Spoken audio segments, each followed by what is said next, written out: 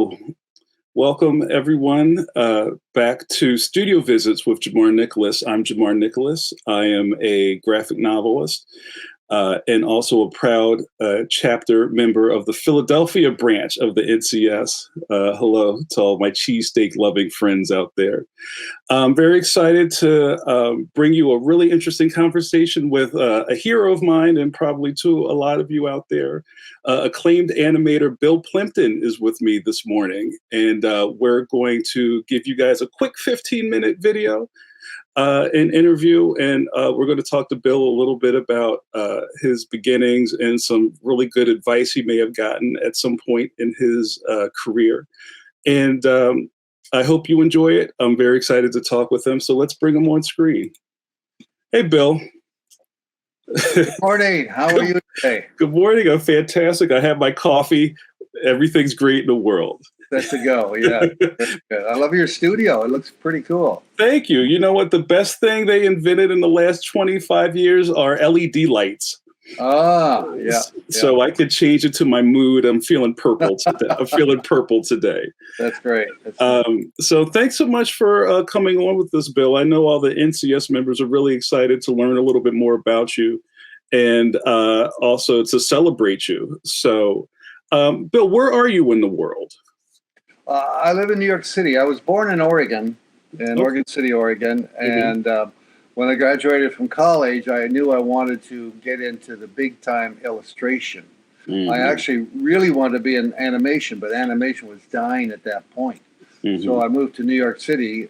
I live in Chelsea right now, and started my career as an illustrator, caricature cartoonist, political cartoonist. Oh, wow. That's fantastic.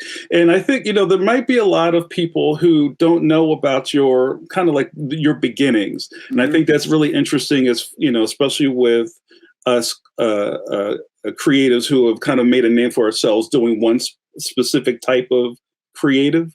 Right. And, so, people may be surprised to know you did editorial or you did caricature work. Gag cartoons. Yeah. Yeah. I didn't think I knew that. And was there anything from those past jobs that you did in cartooning that kind of led to your animation style, like maybe your editorial mind or anything like that? Yeah, absolutely. That's a great question because I was 15 years as a print artist. Papers, magazines, stuff like that. And it taught me two things that are really, really important for my career as an animator. Number one is I developed a style, a technique, a drawing style that was very quick. I could go really fast, and it was very unique. It was a nice style. I was influenced by a lot of cartoonists.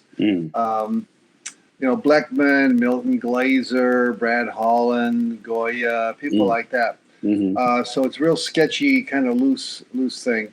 And then I learned how to tell a funny story, how to you put humor in my cartoons, and that's the hard part. A lot of cartoonists don't know how to tell a joke, how to make people laugh. Right. And I'm not saying I'm the best. I'm just saying that I do know ways to make people laugh. Oh, no, so those two talents were very important for my success as an animator. Oh, wow. That's a really great answer. And I think that's something a lot of people don't think about. The cartoonist's actual personality is so paramount to your career.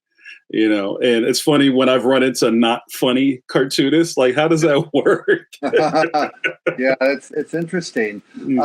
Anybody can be funny. You just have to apply yourself. My dad, who was a banker, was a very funny guy. At parties, he would be the life of the party, and people would laugh. And I said, "God, I wish I could do that," and I can't. I tried. I'm not so good at it. But when I do my drawings, I can make my drawings very funny and make people laugh. So that was something I learned that anybody can do funny cartoons. You just have to work at it. You have to apply it. I look at a lot of cartoon books and a lot of cartoons and animation and see what makes people laugh and what doesn't make people laugh. Yeah. And after a while, you build up a sixth instinct on how to tell a funny story. Wow, that's fantastic. So this is the part of our conversation, Bill, where I'm going to put some things on the screen and ask you to react to it. Along the lines of what we've been talking about, my first question to you is, what's the best piece of advice you've ever received? Well, unfortunately, I already gave it away. Well, we'll do it again. So yeah, tell us a little bit more about that. So there hasn't been any advice to me that really inspired my success. But watching my dad make people laugh showed me how important it is to be funny, to use jokes. Once you get people laughing, they'll do anything they can to help you. They'll be right along the ride. And so I found that if I had a point to make, a political point or a life point or something like that, I like to put a little humor in there, and then people just can't get enough of it. Yeah, Guard Dog. Guard Dog. The whole story behind Guard Dog is I saw this dog on my park right near where I live, and I thought he was barking at this little bird, and I wondered, why is he barking at this bird? And then I fantasized that the dog loved his master so much he was protecting his master from this scary bird. And so it was actually, there was a point to this cartoon. There was a story about how we protect the people we love, and it's important to protect the people we love. But I put humor in it, and that's what made it successful. It got nominated for an Oscar, and everybody wants to see it now, and that way I tell a story with a moral to it that also is funny. Oh, that's fantastic. So along the lines of talking about your past and your storied career in animation, I'm a big fan of asking people about that kind of like that catalyst moment, or that moment where the spark went off, or in other terms, I'll say things like, when did you jump off the cliff? Not literally. Yeah, right. So my second question is, when did you fall in love with animation? There were there's 2 points I'd like to bring up, if that's okay. Sure. Number one was when I was watching. We lived way out in the woods, by the way, up in the timberlands of Oregon, and so I didn't have access to galleries or museums or even movie theaters, and so the TV is where I got my culture. And I remember watching Disney cartoons, especially Goofy. When I saw Goofy, I said, "That's the funniest thing I've ever seen." And I decided then that was my goal in life, is to make cartoons, hopefully for Disney, that were funny. But the second most important part was when I showed my film Your Face, which is the first real independent film I did on my. And I showed it to a crowd of New York animators, a CIFA organization. I don't know if you're aware of them.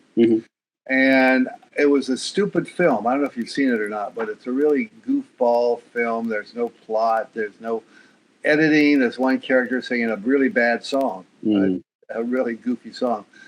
And I thought it was going to bomb. I thought no one's going to like it. They're going to kick me out of the screening room. But what happened, after about 5 seconds, the film started, people were laughing like crazy. And all my 15 years career as a political cartoonist and gag cartoonist and caricature artist, I never heard people laugh at my drawings. So when I heard that, I went, my whole body kind of levitated. I felt like I was high on drugs. It was just nirvana, my brain went crazy. And afterwards, they all came over to me. "Are you Bill Plympton? Did you make that Your Face film?" I said, "Yeah, that was me." Yeah. And they said, "Let's go out and have a drink and talk animation." Yeah.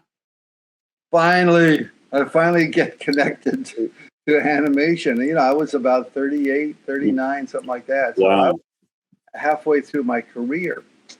And that was a real turning point in my life. That was it changed my life immensely, because when I got into animation, things just exploded. Wow, yeah, that's such a electric moment when everything just kind of culminates and everything. Like the spark goes off. That's a fantastic story. Yeah. So let's kind of shift into right now. And I don't know if there's things you can or cannot talk about, but Bill, why don't you tell us what's on your plate, or what's on your drafting table, or your animation disc? we're really close to finishing my new feature film. It's called Slide, and it's an animation, and it's a cowboy noir musical. Wow. Maureen McKellarn, who did music for Your Face and The Tune and a bunch of my classic films. She loves cowboy music. And so we got together and wrote 7 or 8 songs, and we developed a story that I like to say is, if Mel Brooks became a cartoonist, this would be what he would make. Wow. Sort of similar to Blazing Saddles, a very outrageous cowboy cartoon. And I'm doing the final animation, the fixes, if something doesn't look right or doesn't fit, I have to redraw it. And we're in post-production. And I'm hoping that by the end of September, we will have a beautiful finished film. It's called Slide, S-L-I-D-E. I think you can see it online. Okay. We have a trailer and stuff like that if people want to see it. Oh, wow. That sounds really fantastic. I'm very excited. I've been working on this for 7 years. Usually it takes about 3 years, 4 years to make a film. But because of COVID, I had to stop because I had no money. And I couldn't go to cinemas. I couldn't do film festivals. I couldn't film schools, which I make a lot of money doing that. So I had to take all these, do a bunch of music videos, commercials, commission stuff to pay the bills. Right. But that's why it's 7 years in the making. But I think it's worth it. It's really a gorgeous film. It's going to be so beautiful. I think people will love it. I love it, and I can hear the passion in your voice about it. And you know, if like it's the only way you can do things that takes that long is if you have to love them. You have to water the plant, right? That's it. Well, I mean, you bring up a really good topic that I talk to a lot of kids who want to be animators, who want to be like Bill Plympton and make great films and stuff. And I tell them that you really have to love to draw. I draw sometimes 12 hours a day. Yeah. And it is heaven. Yeah. I just enjoy it so much. Sometimes I can't even stop. Yeah. And you have to really enjoy what you're doing, or you're probably in the wrong profession. Yeah. Or there's something, it's a bad story. You got to get another story or change something, because you're not going to get rich doing animation. Okay, maybe Matt Groening got rich. But right. Very rare. Yeah. So do it for the pleasure. That's I love it. All right. So going a little bit further into the studio stuff, tell us about your setup, Bill. What are you working with these days? Well, I'm home now. It's Saturday morning, so I'm not at the studio, so you can't really see it. But it's about 1,000-foot studio. We have maybe 5 computer stations. And usually they're pretty full right now because we're trying to finish this film Slide. So all of them are busy at work trying to do the last final touches. We got to do special effects and color manipulation, color correcting, and things like that. So we have 3 full-time people, and then the rest are interns. Oh wow.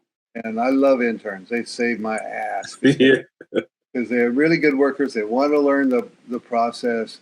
They want to get their credits in a big-time film, which I love doing that. Yeah. And, they get inspired by looking at great artwork all day long. Well, that's fantastic. And I would love to ask you a little bit more about your studio process, because, you're basically, managing a space on top of everything else and employees. Yeah. So again, you have to love that or it doesn't work, right? Yeah. Yeah. That's so great. Are you asking about the technical side or the financial side? Oh, just technical today. Oh, okay. All right. Oh, go ahead. Yeah. So it's a real retro, it's paper punched with holes on it, and I'd use a light box, and I draw animation on the light box, and then we scan it. And then once it's scanned, then we mask the back of the drawing so it doesn't show through. And what's the programs we use? Photoshop. And after you can do the compositing. Yeah, compositing. What? After Effects. After Effects. Mm-hmm. And after we do the editing, sometimes it could be Premiere or Final Cut Pro. Final Cut Pro. Yeah. No, we use Final Cut Pro anymore. Premiere. Premiere, yeah. Premiere. Okay. We used to use Final Cut Pro, but we use Premiere now. And I use a big time editor. Commercial, so he's really, really good at this. So it's really great to work with him. Wow, that's fantastic. And I would love to come visit the space. We'll have to set that up later. That'd be great. Love you too. Whenever next time you're in New York City. Yeah, I love it. All right, let's get you out of here. Last question, Bill. Where can we find you on the internet? Well, studio. What's my? Where can you find me on the internet? Just Plympton Studio. Plymptons.com. Plymptons.com. There it is. You can see I'm not really good at this computer thing, and I apologize for that. No, it takes a village, Bill. I'm with you. Well, we're setting up our homepage now, and we're going to really, because now we have some time. We're almost done with Slide. So we got someone building a whole new homepage. We're going to have a store, because we got a lot of stuff. A lot of my original drawings we were selling, and they're going like hotcakes. Oh, wow. A lot of Simpsons art. I do Simpsons stuff, and then Your Face and How to Kiss and some of the classics, and then the features. The Tune and I Married a Strange Person are selling very well. Wow. So we'll be opening that up soon. And is this going to be played during the NCIS